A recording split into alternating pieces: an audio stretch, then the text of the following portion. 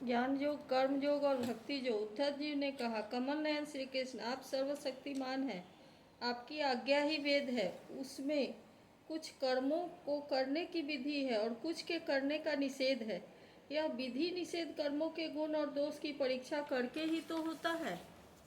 वर्णाश्रम भेद, प्रतिलोम और अनुलोम रूप वर्ण संकर, कर्मों के उपयुक्त और अनुपयुक्त द्रव्य, देश, आयु और काल तथा स्वर्ग और नरक के भेदों का बोध भी वेदों से ही होता है।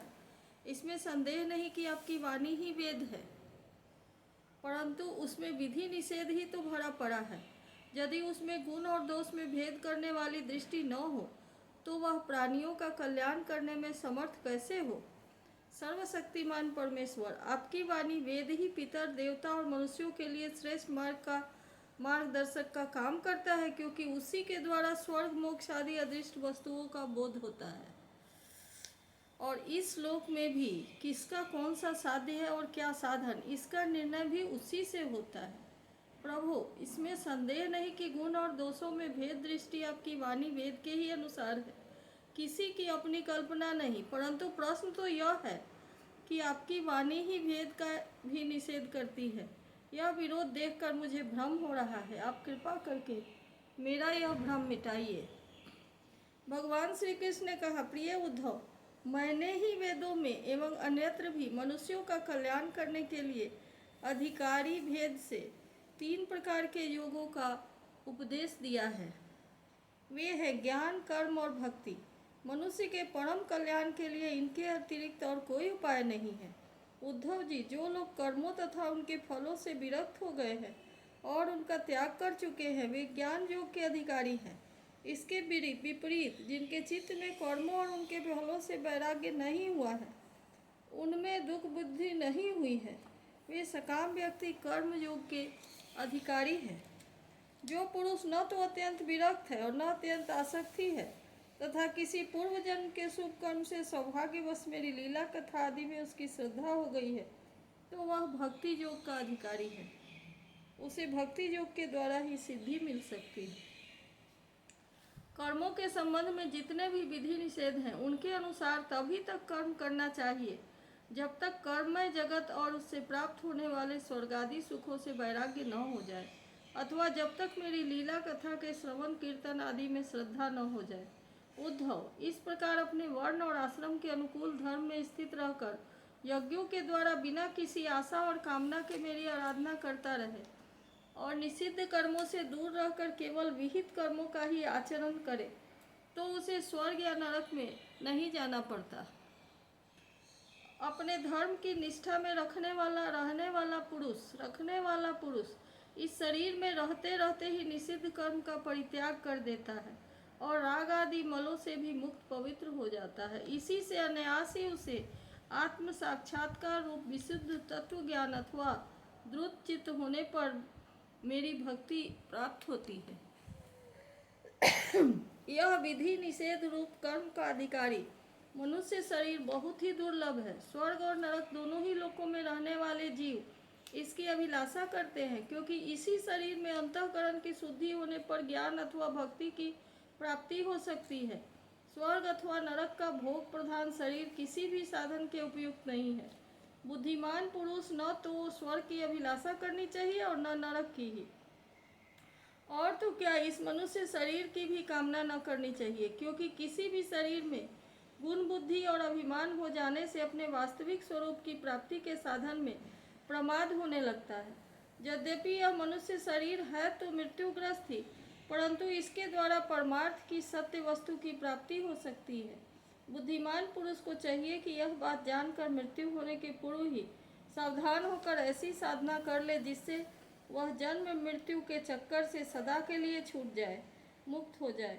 यह शरीर एक वृक्ष है, इसमें घोंसला बनाकर जीव रूप पक्षी निवास करता है। इसे जमराज के दूत प्रति क्षण काट रहे हैं। जैसे पक्षी कटते हुए वृक्ष को छोड़कर उड़ जाता है, वैसे ही अनासक्त जीव भी इस शरीर को छोड़कर मोक्ष का भागी बन जाता है, परंतु आसक्त जीव दुखी भोगता रहता है। प्रिय उद्धव, ये दिन और रात क्षण क्षण में शरीर की आयु को छीन कर रहे हैं।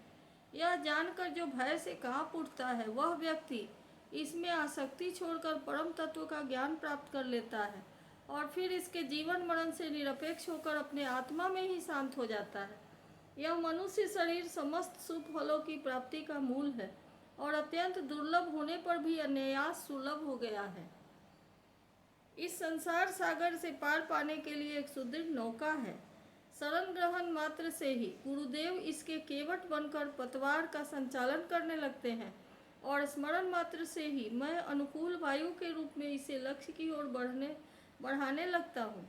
इतनी सुविधा होने पर भी जो इस शरीर के द्वारा संसार सागर से पार नहीं हो जाता, वह तो अपने हाथों अपने आत्मा का हनन अधःपतन कर रहा है। प्रिय उद्धव, जब पुरुष दोष दर्शन के कारण कर्मों से उद्विग्न और विरक्त हो जाए, तब जितेंद्रिय होकर वह योग में स्थित हो जाए और अभ्यास आत्मानुसंधान के द्वारा अपना मन मुझ परमात्मा में निश्चल रूप से धारण करे। जब स्थिर करते समय मन चंचल होकर इधर उधर भटकने लगे, तब झटपट बड़ी सावधानी से उसे मनाकर, समझा बुझाकर, फुसलाकर अपने वश में कर ले। इंद्रियों और प्राणों को अपने वश में रखे और मन को एक क्षण के लिए भी स्वतंत्र न छोड़े। उसकी एक एक चाल, एक एक हरकत को देखता रहे। इस प्रकार सत्व संपन्न बुद्धि के द्वारा धीरे धीरे मन को अपने वश में कर लेना चाहिए। जैसे सवार घोड़े को अपने वश में करते समय उसे अपने मनोभाव की पहचान कराना चाहता है, अपनी इच्छा अनुसार उसे चलाना चाहता है और बार बार फुसलाकर उसे अपने वश में कर लेता है, वैसे ही मन को फुसलाकर उसे मीठी मीठी बातें सुनाकर वश में कर लेना भी परम योग है।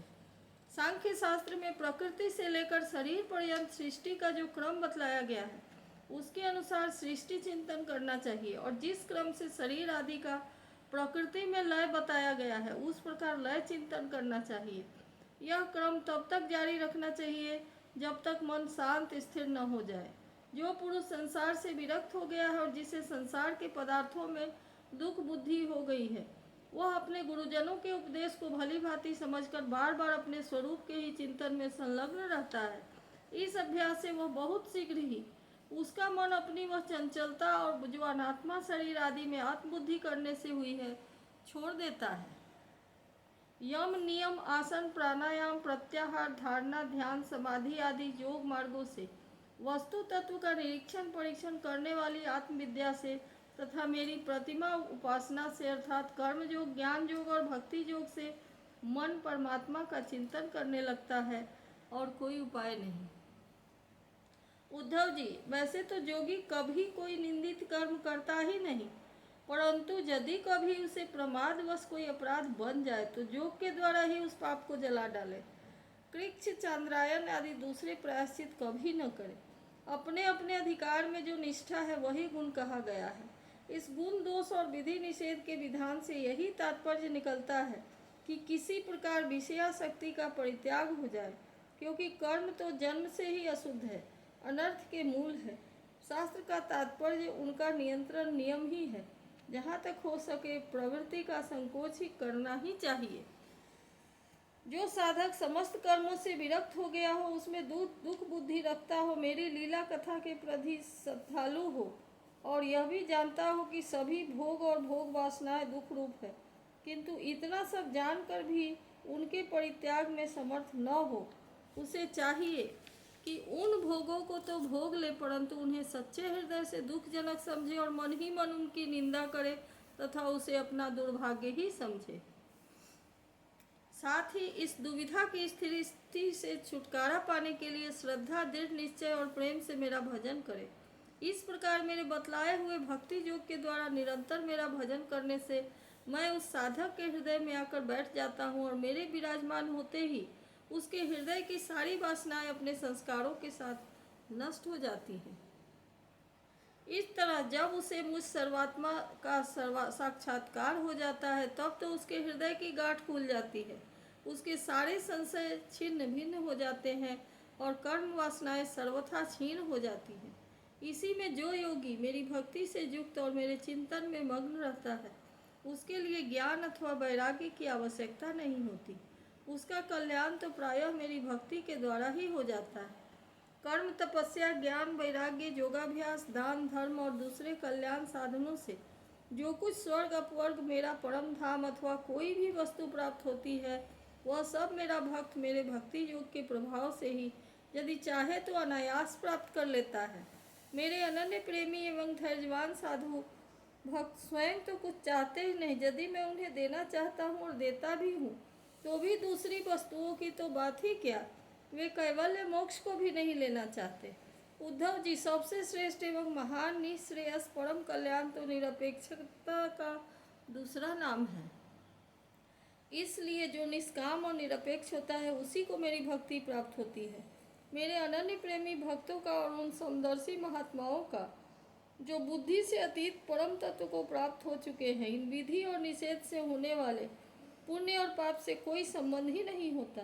जो इस प्रकार जो लोग मेरे बतलाए हुए इस ज्ञान भक्ति और कर्म मार्गों का आश्रय लेते हैं, वे मेरे परम कल्याण स्वरूप धाम को प्राप्त होते हैं, क्योंकि वे परम ब्रह्म तत्व को जान लेते हैं। इति श्रीमद्भागवते महापुराणे पारमहंस्यां संहितायां एकादश स्कंदे 20ोऽध्यायः।